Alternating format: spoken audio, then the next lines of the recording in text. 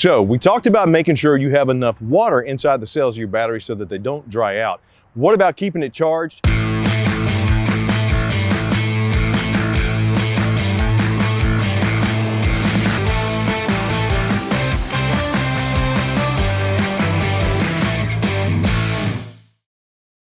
We got tons of solution for you. For example, one of these right here, the 7.5 watt solar battery trickle charger. If you're going to be having your camper set out and you need something to help keep it charged, this right here is a great, easy option.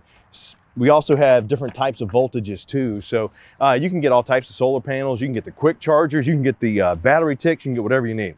So we take these right here, uncover the battery, put the black onto the black. Make sure that's on there. Put the red onto the red. Make sure that's on there.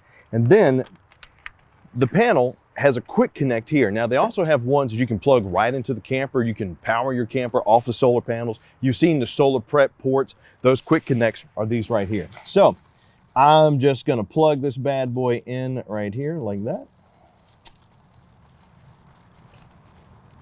There we go. Make sure it's in. And probably the most important part, you want to make sure when you set your solar panel up, you angle it towards the most sunlight possible. You don't want to get it covered. You don't want to make sure there's no shade on it.